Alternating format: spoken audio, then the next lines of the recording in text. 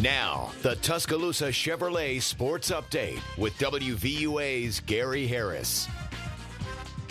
And good evening, everybody. Tider Insider TV coming up after the news. The Alabama men's basketball team's trying to work themselves into the NCAA tournament. Next up for the Tide is Mississippi State tomorrow night at Coleman Coliseum. Bama defeated the Bulldogs 75-43 in Starkville back on January 16th. You know, obviously the first time we played them, they were 2-0 in the league and obviously had momentum in their favor. I think we were 1-1. You know, obviously they've had some difficulties here of late. You know, I can't speak for you know, their coach, but you know, I think kind of like we talked about, you know, last week, you know, with Coach Martin and his comments. I think obviously anytime you take over a program and you're trying to build and kind of change a culture and establish your identity, you know, there's going to be some things that happen over the course of doing that. And I think they're going through some of that. But, you know, certainly, you know, for us, we expect, with them being an hour away from our campus, you know, it's a big rivalry game. So we expect, you know, a tremendous effort, great energy in the building, and we've got to be able to match that and surpass it.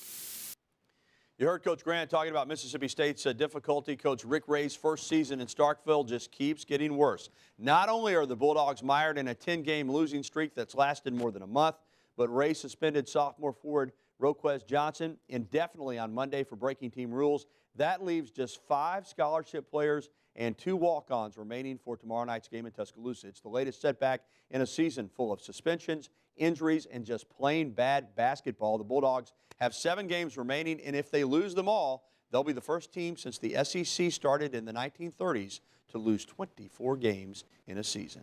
Well, Eddie Lacy is widely seen as the top running back prospect in the 2013 NFL draft class, but teams will have to wait to see him strut his stuff. The former Crimson Tide standout will not work out at this week's NFL scouting combine after suffering a small tear in the tissue around his hamstring. Lacy was injured last week, but he hopes to be ready to perform the full spectrum of drills at Alabama's Pro Day on March 13th. The 6', 220-pound Lacy, who pounded his way for 1,322 yards and 17 touchdowns last season, might be the only back to go in the first round because scouts know what they're getting from players at Alabama, coached by Nick Saban. The top-ranked Alabama softball team will close out its season opening road trip when it heads to UAB this evening. In fact, the two teams getting together under the lights. First pitch was at 6 p.m. Alabama 10-0 so far this season and already on top of the Blazers, 3-0 in the first. Our Todd Hoyer's there. We'll have the highlights for you tonight on the news at 10. And the Alabama Crimson Tide baseball team is hosting 21st-ranked Southern Mississippi. Tonight, first pitch for that one was at 6:05. Alabama sending Taylor Gilbo to the hill tonight for the midweek game against the very fine Southern Miss team. Both teams are 3-0. Southern Miss gets a run in the top of the first.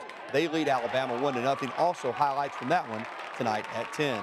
The Alabama gymnastics team overcame back-to-back road losses to Georgia and top-ranked Florida to rock the Auburn Tigers last Friday night at Coleman Coliseum, defeating their in-state rivals for the 106th straight time. The team posted season-high scores on the floor, beam, and total meet score. With a meet coming up at Arkansas on Friday night, Sarah Patterson says her squad is not yet peaking, but is working hard to be great, and she can see that greatness beginning to build in practice. Well, I think the thing I like the most is they're hardworking and they have good attitudes in practice. I think that's a huge component because, you know, even if we're not peaking, if they're not willing to work hard, then, you know, you're going to stay where you are. And I think the thought that they're not willing to stay where they are and they want to move forward as a team, I think that sets the standard.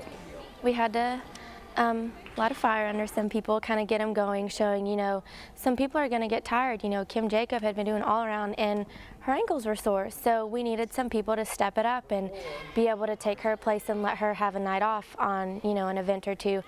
So we came in on Sunday and saw a lot of great things happening in practice. A lot of people made some huge step forwards on Sunday.